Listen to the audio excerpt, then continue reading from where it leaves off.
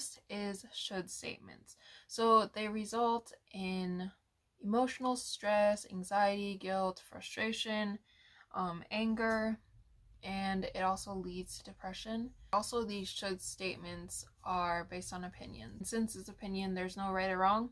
These should statements include things like I should go out, I should hang out with friends, or whatever.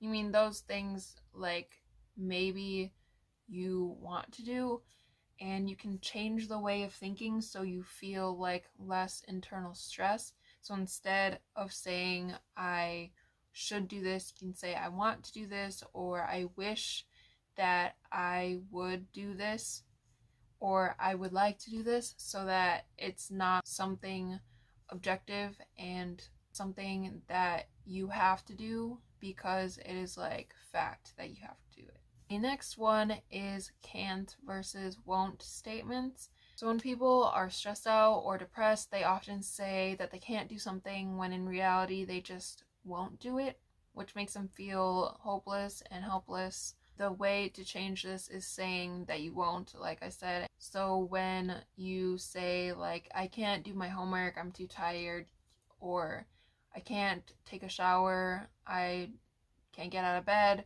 just say you won't instead. So it makes you feel like you could, and you can kind of motivate yourself to do it. So the next thing is debunking the saying that practice makes perfect, because there is no such thing as perfect.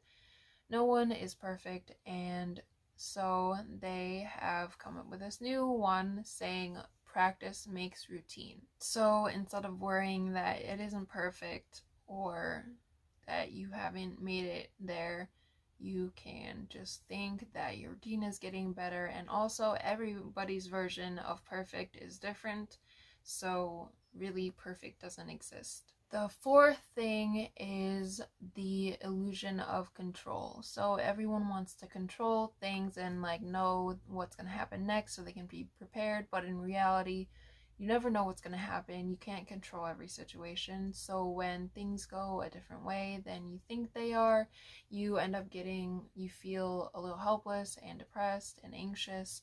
So the best thing to do is recognize that you can't predict the outcome of every situation, and you can't fully prepare for every situation either. This also causes lots of worry. You end up trying to think of every scenario and trying to control the situation, when in reality different problems happen, and as they come you can try to solve them. And one thing that it said was write a list of things you can do. Honestly, you don't have to do that. Just know that you can take it as it comes, so you don't have to worry about everything before it happens. So the fifth thing is specialness. So people tend to think that the way they're feeling only applies to them, that everyone else is like normal. So when they make a mistake or something, they make it seem like their own mistakes are so much worse, but when other people make mistakes, it's not as bad. It is important to remember that you're not alone in anything that happens or anything you feel. Like, it sounds terrible, like when you say you're not special, but you aren't special in a sense that other people feel the same things that you do, and people go through the same things, so you're not alone in this. And a way you can solve this problem of feeling like your situation is hopeless because no one else experiences it is speaking to yourself in the way that you would speak to someone else. So that ends up in more self-love and acceptance and just more kindness towards yourself. So the sixth thing is neutrality, perception, and interpretation. These things mean that whatever you perceive to be good and bad is someone else's different good and bad. So something that might be terrible to you might be good for someone else.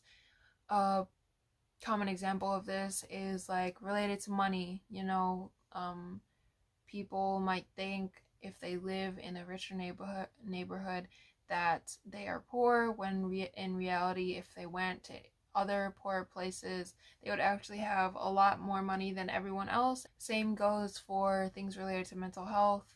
You might think that you have it worse than everyone else, but in reality, everyone's going through different things, and you can't say that you're better off or worse off than anyone else, because it's all everyone's individual thing. You shouldn't compare your problems to other people's. So the last thing is avoidance and reassurance seeking. So this means like putting off things that you don't want to do, basically avoiding it, and also reassurance seeking. So maybe asking other people like, it's okay if I don't do this, or saying you're really worried and anxious about something and other people are saying, oh, it's okay, you don't have to do it right now, and that kind of gives you the feeling that you don't have to, even though you know that you want to finish it and that you would feel a lot better getting it done. So when that happens, you have to kind of just push yourself through and recognize that pushing through will help you feel better in the long run, and you shouldn't ask other people to tell you it's okay that you aren't getting what you need to get done. So those are the 7 traits of anxiety and how to avoid them. I hope you guys enjoy this video. Please like and subscribe, and I will see you guys in the next video.